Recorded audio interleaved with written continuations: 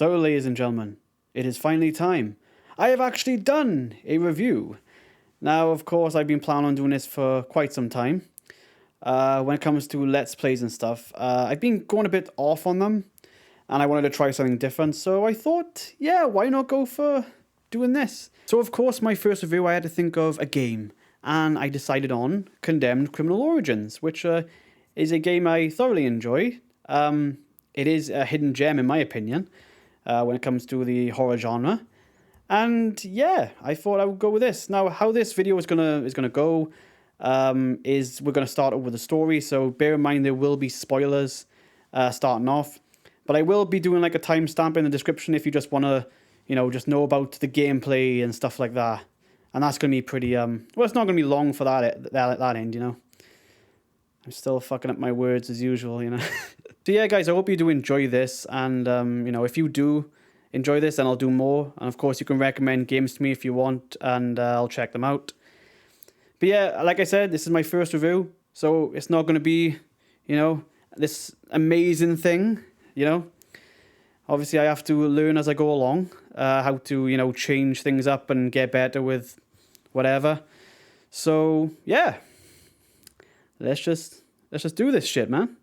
I'm ready. Hope you're ready. By the way, this is the best lighting I could get right now, so if you are going to go at me for the lighting, I'm sorry, but it's the best I can give, I can't give any more. I'm sorry, as much as I want to. Yeah, let's get into the video. So we start off by rolling up on the crime scene and get scared the shit out by this jackass. I don't think I ever come across a game that jump scares right off the bat, so yeah, just chill game, just chill. So yeah, the reason we are here is to investigate a crime scene where a body has been reported to be just chilling. A mannequin is involved, which means only one thing. The mannequins become sentient, meaning we are all screwed. But seriously, they believe it is a calling sign of a killer by the name of the Matchmaker. We then discover that it is definitely the work of the Matchmaker, and that they are very bad at hosting tea parties. I mean, I don't know about you, but I would prefer some tea and biscuits than a strangling. I mean, the strangling can be for later in the bedroom, if you know what I mean. But seriously, it's not for me. That would be very uncomfortable. We figure this out by getting introduced to the forensic tools, which will help you solve the mystery and progress throughout the game. There are 6 in total in the game. You got the UV light, which illuminates blood and other organic substances. You found the evidence if it glows purple. You have the laser light that can highlight a wide array of trace elements. Evidence glows green for that one. And you have the gas spectrometer, which can track down odors, and the birds, which you can collect as you go through the game. You have the sampler, which collects samples, simple as that. And the 3D scanner, which collects 3-dimensional info, and the digital camera, which captures the crime scene images. I feel it's pretty cool how you have all these devices instead of just one thing that does everything. It makes me feel like a real detective. And then we also get introduced to Lieutenant Rosa, who helps us on our sick and twisted journey through madness. We then hear some noises coming from upstairs and smelling cigarette smoke, and instantly the detective says, "It's him! It's the killer! Get up there!" Yeah, it can't possibly be anything else but a killer. I can tell by that smell and sound, and now all I need is the taste. And of course we have an interaction which seems pretty spot on for this situation. Federal agent, come out peacefully or I will use force. Fuck you! Yep, accurate.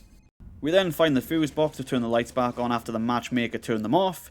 We get electrocuted, drop our gun, and the killer makes off with it, having us to then chase him down. We then come across the detective once again, and he does the typical thing. He hands us a weapon, gives us some more info on what we can do, and tells us to be careful.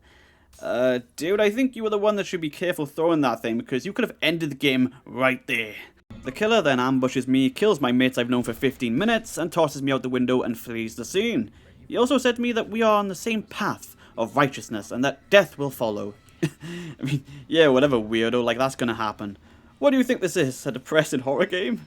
Then have a nightmare of a creature mounting us, and awoke to question myself if I either A, shit myself, B, butt-nutted, or C, all of the above. An old man by the name of Malcolm then introduced himself out of nowhere. How long have you been watching me, dude? I mean, I have to say, Malcolm, I normally get to know someone before they watch me butt-nut in my sleep, but hey, to each their own. We then discover that he was a good friend of our father's, and he tells us that we are being blamed for those officers' deaths because they were shot by my gun. So he offers to help, and we make a run for it from the police. We then head on our way to the metro station and find some photos of me in my apartment, randomly stuffed in a trash can. Oh sorry, I forgot I was British there. My news was stuffed in the wheelie bin. Thankfully, Rosa's still here to help, so we can run stuff through the lab a bit longer. We discovered then that the pictures were processed in this very station and head off to locate the room. Malcolm then gets in contact with us after a while and lets us know that the police still think we are guilty and that we have a gift and should trust our instincts. Cheers, Horn. Van Horn then calls me again to tell me that he's watched me ever since my father's death and says that thanks to my gift, I am an excellent investigator. Why do I feel he knows something I don't? Did he have something to do with my father's murder? Was he the one that made these wank tarts horrifying? Worst of all, was he the one that took the last coke I tried to get from the machine which led to having to take my anger out on a random gimp and his mate? Why would you do this, Horn? We then enter the library and instead of following the blood, which is what I usually do in games, we follow the fluid, which is different, I'll give it that. All goes well until this bitch hands me my first death. You didn't even hit me with a pointy end, how would this instantly kill me? The flashbacks then come to the rescue as it helps us discover a doorway which the killer tried to hide. We look around the killer's peeping spot, scan their handprint and find out that there's nothing on file. We also find some newspaper clippings of all the cases I've worked on. We then have a hallucination, vomit and spot the slippery bastard once again and give chase. For some reason as well there's an hallucination which shows crows falling, which, yeah, that happens. The killer then makes a run for it, but I am then followed by the rusty gate. You can't run forever, baby. Gary, I have found you. It's been so long, my friend. Gary, now I know I was wrong. I messed up, and now you're gone. The killer then tries to flee on a train, so we hop aboard, try to stay on until he has enough and decides to knock me off. We then delve deeper into the tunnel and come across these wiggly little fellas, which, to be honest, are pretty weak. I don't know how that one in the back died though. I guess he just gave up and felt like life wasn't worth it. We finally find the subway car, but with no killer in sight. Thankfully, we used the fire extinguisher he hit me with to get a DNA profile, thanks to the handprint left on there. After fighting some more, we then come across the suspect's rat hole and find a train schedule which highlights 2 routes he most likely goes to. The DNA samples comes back showing that the person we have been chasing is definitely the one who killed those 2 policemen, but leaves us still unsure on whether they are the matchmaker.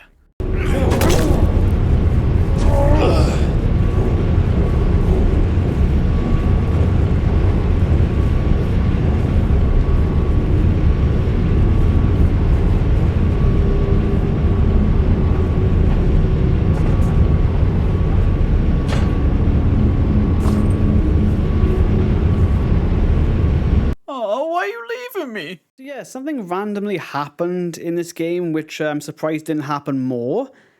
But yeah, here's that. It was such a genius idea in fact that I rewarded her with a swift kick to the pussy for good measure. We then discover some abandoned subway cars and find out that there may be something interesting hiding in the ceiling compartment in one of them. While we are snooping around looking for a crowbar to open the subway car, we get another flashback showing the killer stabbing a mannequin head. We then send the sample on the end of the crowbar to Rosa and she finds out that the killer had dummies from a department store. We then break into the subway car and find out that our suspect has very big feet and where the compartment is also as well. Turns out it was just another clue for us. Mannequin pieces fall out and one of the pieces has the writing Bart's department store, which is our next location. And then we are just there chilling on the subway until we get a call from the chief. He says to me there's no point in running and that I need help because I'm going crazy. But I say to him, I'm not going crazy, I'm completely fine, while a terrifying creature from within my mind haunts me. We then arrive at the department store and get a call from the one and only Malcolm the Horn Van Horn. And he tells us that the police are still on the search for me and to continue my investigation. I mean, tell me something I don't know. The mannequins then start coming to life and old Saint Dick over here chases me along with his friends, but yeah, they are too stupid to pick the right target, so I let them have at it and pick the bones like the vulture that I am. I then work my way around this creepy department store and do some more detective work when I find a bloody handprint. The interesting part is that it's a match from the crime scene, but the handprint we found earlier on the game on the tape recorder wasn't the same. The flashback then shows us that the guy splattered another guy's brains over the wall. We then scan the bloodstain and Rosa tells me that the person sustained a heavy blow and that the death was possibly due to a head wound. Ah, you don't say really, because I thought someone felt like throwing passata at the wall. Do you know what? Sorry, that wasn't good enough. Throwing passata at the wall. Yeah, that ought to do it. The mannequins then start screwing with us even more, and it feels like as I go deeper through this department store, the more they try to suffocate me and try to drive me insane. Not knowing what's real and where they're going to pop out of next. Knowing that they have the upper hand. The mind games continue with them surrounding me, hanging mannequin parts, and a creature below chomping at the bit wanting me to come down the hole. More clues are found as we come across a footprint which matches the one from the subway car from before. Rosa is still concerned about the handprint from the tape recorder though, and tells me to keep looking for the body, but part of the department store is flooded, so the trail we have been following ends. But have no fear, as we have our trusty gas spectrometer, which picks up odours of dead corpses. Hooray. And finally the investigation gets hot again, once we come across some dressing rooms and see our unfortunate friend being pulled through one of them in a flashback. The guy was probably hoping for some loving than a murdering, but yep, we found him. We then take some more pictures to find out more, but something seems off. The guy's being held up by a female mannequin, but usually it's the other way around, with a female corpse and a male mannequin. We find out that he has a missing index finger, and that he is the matchmaker. It seemed recent, and the person who killed him was wearing gloves. I wonder who that could be. Another discovery is then made thanks to Rosa looking further into the newspaper clippings from before, and it turns out that there is a killer killing other serial killers that were on my case list. Either this killer is crazy, or they really are going above and beyond to replace me in my job. While hiding from the police, Rosa tells us that the fingerprint and boot print from the metro station was not the matchmakers. The killer is what Rosa calls a serial killer X, where he likes to use other killers' methods, abducts them, tortures them, and lets them go and hunts them down for sport, with his goal being to drive them to the point of ending themselves so he doesn't make the final blow. So yeah, not the type of guy you want to take to dinner. But then again, right, I wouldn't be surprised if this guy added cannibalism to his list on that day just because he was bored. And of course he made you the meal. So our mission is to find this serial killer X and stop him before he finds and kills the final serial killer on my case list by the name of the Torturer. Rosa then arranges a meetup at the public library to see if we can find any more information on the Torturer as well. As soon as I head off outside, I see that all hell is broken loose amongst the cops and the criminals, leading me to have to fight off the criminals and escape. Of course from the police as well, who seem to be targeting anyone at this point. We then hitch a ride on a dumpster and knock off some criminals, which was fun. And then I hide away from a police officer who seems to have a hard of hearing and couldn't give two shits to investigate the noises that's happening right next to him. And then we finally reach the library and catch a lovely sight of one of the creatures eating some corpses. Always a good sign when you enter a new location. Oh look, that's an interesting sign. How very informative. Do you know what? That's a new one on me, because in the places I've worked in the past, they usually have the whole, like, you know, if you pick up heavy objects or you pull heavy objects, make sure you do it in the right way, otherwise you'll screw your back up. But not once have I seen a sign where it says you could screw your back up just by leaning into a chair. That's a new one on me. I mean, if that's the case, you may as well just plaster all sorts of signs in the workplaces saying that, like, you can screw your back up at any time doing anything, you know? So yep, let's all enjoy old age. We then meet up with Rosa and she lets us know that we are not alone in this library, which shocks me to my very core. She lets us know that she used her security clearance to get us this secret folder hidden away in my personnel file. She then goes on about how much of a big, strong boy I am. Probably that's to do with all the milk and veg I consume, because I'm a Chad like that, you know? We also discover that I have a serotonergic system in the brain, which we both have no clue what that is, so that's helpful. And someone has blacked out an area near my esophagus and larynx that is on the X-ray for whatever reason. We don't know, but it is classified and it's top level secret. She also upgrades our taser for us, which is handy, and we have another weird vision of the creature standing over Rosa for whatever reason also. Some foreshadowing, I presume, of Rosa definitely not getting captured. Definitely. We continue with our investigation and head off to find a working terminal. The shadowy figure that plagues my mind returns and gets something to give me a smacking, but what he doesn't know is that I like to smack back. We eventually find a working terminal, but of course it's never that easy and turns out there's a connection error. Rosa then gets captured to the shock of no one, and I head off to try and rescue her. We then come across a locker room and find some more evidence and a crowbar, but also see some strange activity going on in the upstairs rare book cage. Such a strange title for a room, but okay. I then see a couple of men passing through the corridors, heading off into the elevator and fleeing from me. Bunch of pussies. Only for them to then ambush me, surprise, surprise. Here's how that played out for them. We then find Rosa knocked out, and when she wakes up, she lets us know that she bit him on the hand to get him away. Knowing this guy, though, I wouldn't be surprised if he had some sort of biting fetish and ran off into some vents to pickle his pepper, or pepper his pickle, either one. After he fled, though, he bled, which allowed us to do remote analysis and match his DNA sample with the DNA sample from the metro station. Lo and behold, it was a match, and this is the serial killer X. We wondered why the serial killer X wanted Rosa, but it turns out he wanted to use her security clearance to access the net and look up information on his last target, the Torturer. With him now knowing what he needs to know, it's basically a race against time. We then get some valuable information from this news channel about a retired gym teacher who went missing after reporting to the police about a troubled youth by the name of Carl Anderson, who had fantasies matching the torturer's methods exactly, and that he had contact with him 8 years ago. Our next plan of action is to find that school where the teacher worked, but to do that we have to get school and district records from the basement, and of course it has to be in the basement. We continue our way through the basement, encountering the weird creatures from before, just grinding their way around and going along with their day. I then fall through yet another hole and wait for a bit for Rosa to come and help me. That gives the game a chance to give me yet another vision, which tries to spook me, but fails.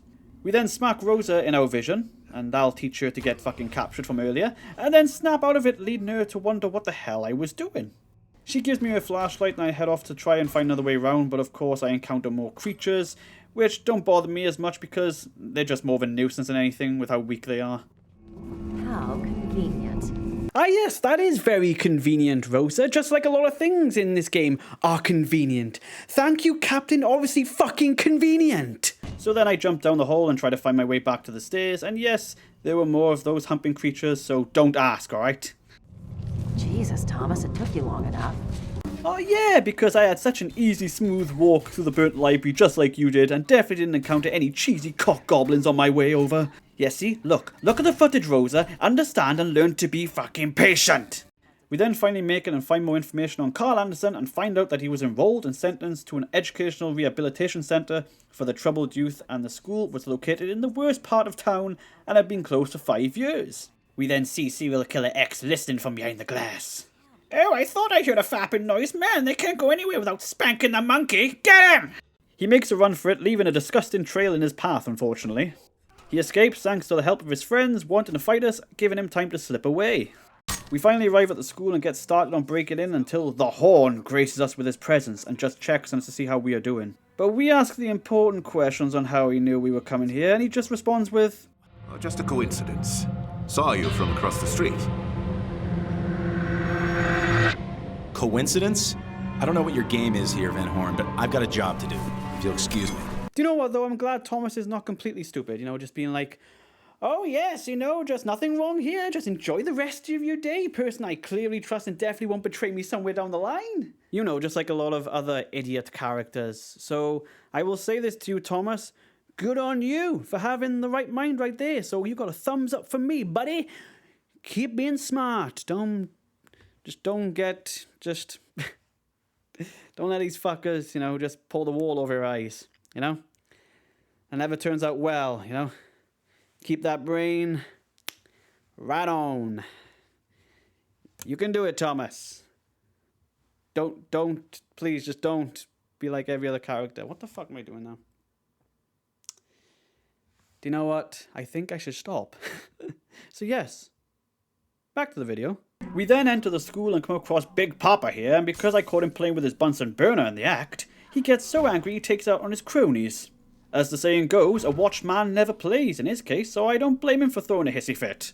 Ah, look at this as well. One creature thought it was also important to learn, which I feel was just so heartwarming because it shows a bit of human still left there. But then I eventually had to smash his skull with a sledgehammer. Before you have a go at me, right, he grabbed the weapon first, okay? He had a thirst for knowledge, and, I got a tip for him then, right? Don't try and fuck around and find out when the other guy has a fucking sledgehammer. No? Words of wisdom from Rage. You're welcome. We then find some more evidence and discover that there was a teacher here named Samuel Tibbets who was at this school at the time Carl Anderson was here. So we go off looking for him, but not until we fall into another bloody hole. Seriously, game, why? This little shit also fucked around like the last one and took a shotgun to the face, so well done to you, that sign was clearly going to give you the edge. Man, this guy is really an arsehole, but yes, sorry dude, I don't really want to have to do this. But fuck it. We finally catch him at a dead end, and I got to admit, that's a way to send your cronies. Usually it's by foot, by sea, or by air, but this guy just does it by hook. Such innovation. So yeah, I tear them apart, and this is how the fight went with him.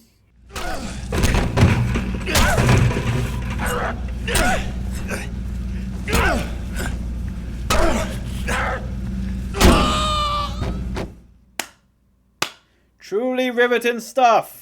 He then uses cleaver to get the fire axe, which also allows us to get into the gym. We make it to the gym, flip a switch, and an arm comes dangling down on a basketball hoop. I'm guessing that's what happens when you dunk too hard, that you lose your arm and knock yourself out of existence. So yep, we scan it and it's revealed that that's Tibbet's arm, so the search continues. This dude then continues to screw with me and makes me see me dead on the ground and sets a vision off where I get impaled and then it disappears. I then get another vision showing Samuel Tibbet's not in the best state and find out that he hid himself in a locker to escape, so I follow the trail. I then find him in the locker looking to get a close-up to show Rosa so she can confirm it's him, until he shits me up and somehow is still alive. Damn, this man's will to live is incredible, and with that much blood loss, still how? It's, in my opinion, the best jump scare in the game as well, just to let you guys know. He then tells us that Carl Anderson did this to him and that he was taken by another man, Serial Killer X, and was left. Alright, come on dude, tell me and let's help each other. Okay, never mind. Thankfully though, Rosa is still here to help, and she lets me know that in the samples was a banned substance that is highly toxic, that was used as an insecticide for all sorts of agricultural crops. The brand was called Applewell, and we thought to ourselves, I wonder if it involves apples. So we put 2 and 2 together with the apples, crops and insecticide, and thought if there was an apple orchard in a rural area close by, so she gets on that. We then enter the swimming area and try to take a dive off the diving board, but the game surely shut that down. I mean, come on game, why won't you let me have fun and just let me jump off this fucking diving board as high as I can and plummet to hard concrete below, ending this shit? A vision also appears again, with this time we are stuck underwater, fighting off enemies until we snap out of it. There are then more spooky goings on, with lockers flapping, lights flickering, blood being smeared about in the shower and bathroom areas, and laughing. All leading up to us vomiting and encountering this guy once again, who just enjoys seeing us suffer. We get thrown around, and not in the good way, and get knocked unconscious. We wake up and out of nowhere, Rosa lets us know of an abandoned orchid that was in business for 40 years until an outbreak of apple maggots which ruined them. Nice, so yeah, off we go I guess. The Horn was then waiting for us outside the school and gives us a lift to the apple orchard. I mean, with how creepy this fucker is, I wouldn't be surprised if this wasn't the first time he stood waiting outside of school. He then lets us know the reason he is helping us is because he feels he has a sense of responsibility, and with us feeling like the bureau sees us as some freak, and that there is no hope on me proving my innocence with the death of those 2 cops. He agrees and says this is the best way. We arrive, and it seems that the Serial Killer X is aware of my arrival. We enter the house and come across part of a riddle, and the goal of this mission is to find all missing parts to complete the riddle, which will help us find Serial Killer X. We then explore more of the house, and just out of nowhere, this dude shows up in the attic attacking me, but little does he know that I am the master of combat. And then he disappears and drops his stick, which I will say to you, if you decide to play this game, don't bother using this because it's pretty shit. I then go down to check the basement, and I gotta say, right, this was a good jump scare. So when you enter the basement, they spawn like a creature every few minutes, and this was the first one that popped up, and I gotta say, it was really well timed. We then find the other riddles, and if you want to know where they are, if you're doing a playthrough yourself, there's one in the basement sink, one in the upstairs bathroom closet, there's one hidden in a bench in the piano room, and the final one is in the kitchen oven. And the full riddle is revealed to say, the dark path to righteousness is beyond which you see yourself to be. So we have to figure out what it means, but it's pretty easy because as soon as it said, which you see yourself to be, I instantly thought of the mirror in the basement from earlier. Also, here's a quick tip. If you decide to play this, before you go to the mirror, head off into the basement and look for an oven in a corner of the room, and you'll find a gold detective badge, and more importantly, a submachine gun, which will come in handy for later. We then head off to the mirror and discover Serial Killer X's secret hideout, and see that he has a lot of information about me, which shows he has monitored my life closely for a while now. Rosa suspects that maybe he just likes a challenge and wants to understand his enemy first, but we are not so sure. We then head upstairs and investigate a noise. We get to the staircase on the main floor, and then the piano gets pushed down the stairs and stuck, leaving us having to look for a fire axe to free the piano, but of course, a bunch of enemies show up. Who would have fucking knew? And in this situation, the only way I could see getting the fire axe is to wait for a specific enemy, because they all come with different weapons, so there's no other way to really get a fire axe, as far as I know. Once I got the axe, I freed the piano and headed upstairs. We then get a vision of a man impale himself with a fire poker, scan his fingerprints, and turns out that this was the torturer. We then learn that the Serial Killer X tortured him and drove him to end himself. The big boss of the bureau then takes over from Rosa on the phone call, and we try to tell him how close we are to finding the real killer and to trust me. But he wasn't having it and wanted me to give myself up. But it's going to be a no from me, Chief, leaving us on our own. An expected visitor then arrives, the Serial Killer X, and creepily makes his way up the stairs for another night of torturing. What he doesn't know though is that we are very smart, and hide the body, dress up like Carl, and set ourselves near the spike to get him close in order to get the jump on him, while using the reflection on the broken TV to see him. We scare the shit out of him, and then a silly game of whack tag happens, and I gotta say, this was dumb, and it got a chuckle out of me. I mean, the little shit didn't know whether to run or fight. We then get betrayed by the Horn? I did not see that coming! He knocks us out, of course, and tries to reason what is revealed to be his nephew, but given that he is trying to reason with a psychopath, nephew or not, it goes as well as I expected, and he gets choked out by the serial killer X. And to be fair, right, I would call him Leland by this point, but I'm going to stick with serial killer X because it's more intimidating. I mean, who's going to be scared of a guy called Leland? We then wake up and find ourselves tied up and having a one-on-one with Mr. X here. He also tells us what we already know, like how he was using to kill other killers using their own methods, and what was the reason? A bit of fun, you know. I got good at it. He then says he has no use for us and tries to decide how to kill us, but thankfully, the Horn comes out of nowhere, saves us, and tells us to kill that thing that was looming over us just now. So we head off and just continue to fight more enemies along the way. This, I would say, is the most difficult mission out of the lot because it's mostly tougher enemies that are thrown at you and health is a bit more scarce, but it's not as challenging. I randomly then come across this dude for the final time and beat him. He was quick, but not as difficult as I thought he was going to be, and yeah, he just dies like any other enemy I've faced in this game. We then enter this warehouse and see the final boss just standing there waiting awkwardly. But yeah, what he is waiting for really is for him to pick the bones after we fight off the enemies he throws at us. He eventually jumps down and gets an ass whooping from me. We get him down, pull out a metal plate in his shoulder, and he flees like the bitch he is. We then find him up above and do some more fighting and rip out another plate in his back. And then the last fight and ripping out of metal plate is more gruesome as we pull out his entire fucking jaw. Damn. He falls to his death and we head back to the barn to see if Van Horn is still alive. We discover that he's not there and then we think we are caught by the cops after a light shines on us, but it turns out to be the Horn. He tells us that we have to start a new life and how there's a lot of hate in my soul, which even though difficult, must be controlled. And find out that the old man didn't kill his nephew, but instead chose to spare him and put him in the trunk. He explains himself and says that he's not in his right mind and didn't mean to kill those people. We end up not having it and tell him to pull over the car so we can finish this. Stop the goddamn car now! Just before we're about to finish him, he tells us that Leland X here was not as strong as I was and went insane, and that both of us can have a chance at redemption. We still don't have it and tell him that he is as bad as his nephew is, and he pulls the gun on me while around me with the visions, hatred brews. You then get a choice to either kill him or spare him, which leads to his death either way because either you shoot him or he shoots himself. So yep, either ending you get is the same, so don't expect anything new. Finally, we have our last one-to-one with Rosa, and we find out what happened after all that. Thomas got suspended from the bureau, but got cleared of the murders. Obviously, he doesn't know who to trust anymore, and Rosa lets us know of some interesting information. It seems that the Horn was part of a cult and manipulated everyone. Surprise, surprise. His location is unknown, and Rosa lets us know that Van Horn may not have been working alone. She asks me if I know who these people are, and proves to me that I can trust her by writing on a napkin that says that she is wired. Respect for that, Rosa. We tell her that we can't answer the questions, and she leaves. Simple as that. And then we get one last vision, which was similar to the one from earlier in the game of the creature stalking and coming up to us, and then revealing that we have finally become the monster. So yeah, here's my thoughts on the gameplay and stuff like that. Well, I would say about combat, it can be alright, but sometimes it's quite clunky, and sometimes it feels like you're walking and running with cement shoes on. I don't know what it is, right? But Thomas just cannot, like, run for a good amount of time, and his walking is just, which, yeah, it slows down the game, and I tend not to like that. Like, I understand what the game is doing, like, it's trying to, like, you know, slow the pace off a bit, but still, it's quite annoying. It would have been better if you could, like, toggle sprint on, because, like I said, the guy just runs out of steam pretty quickly, and it's annoying to keep clicking the analog every few seconds.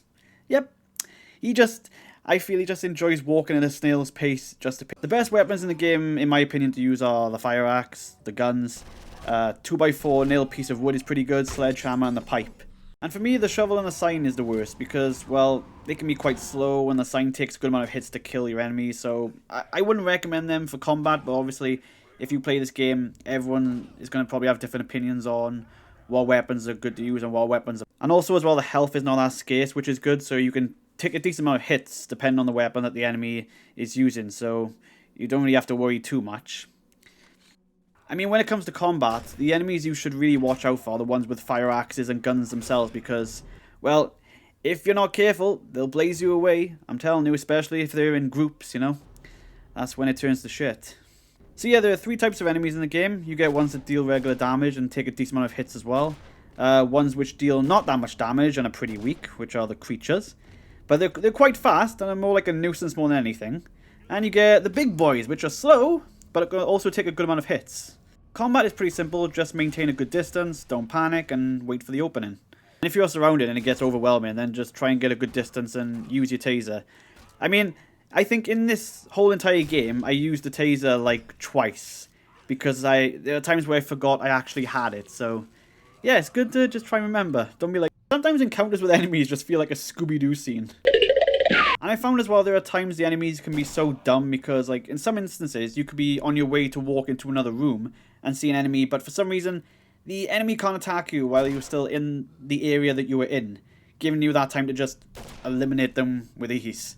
They can also be dumb in other ways that work to your advantage, and that is beating the shit out of each other. So yeah, it seems like enemies have these weird moments where like 2 or 3 of them would just charge at you and then they turn on one another if they accidentally hit each other or if you're at a certain distance while they're... for me, it just works in my favour and it can be pretty entertaining at times, just to watch, you know? Because I like to watch. You can also do finishers, which are ram, punch, slam, or snap, which can be satisfying to do from time to time, especially if these blown up gimps have been pissing me off, and this is usually the face that's made when they know what's coming.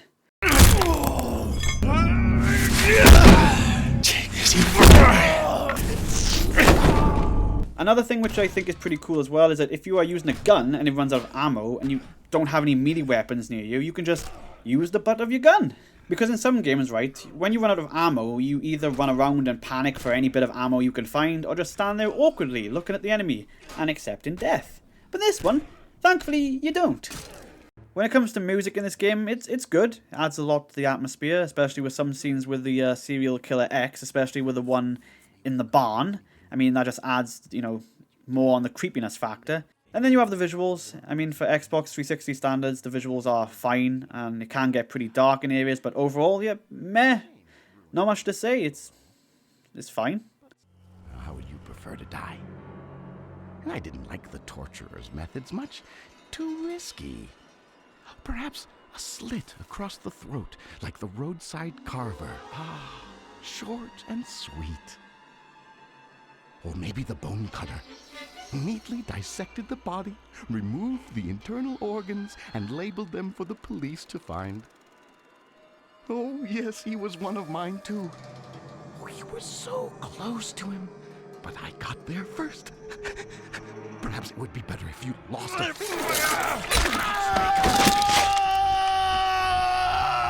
And when it comes to voice acting in this game, it can be questionable at times, but it's really nothing special. And like I said, you know, before with the music and visuals, it's fine, really. Everything around you just feels so intense as well and can get you pretty paranoid because almost anything in this game just seems to make a noise to spook you. Enemies can also just come out of nowhere and do pretty well at not making a sound, which means you always have to stay on your toes unless they are being a complete idiot and feeling really sneaky, but you can clearly see them hobbling their way behind a pillar. I mean, I gotta let them have their moment. In the cutscenes as well, the characters don't look too bad for Xbox 360 standards, but out of the cutscenes they look like wax models, similar to the way the mannequins look with sometimes a blank expression in their face. For me as well, the best character had to be Serial Killer X, because besides being a complete lunatic, he just seemed more interesting and unpredictable at times. He also felt creepy a lot of the times, and the voice acting was done pretty well for him. He also gave me a giggle here and there over his silly running animation. The main character you play as, Thomas, is also a good character in the game as well.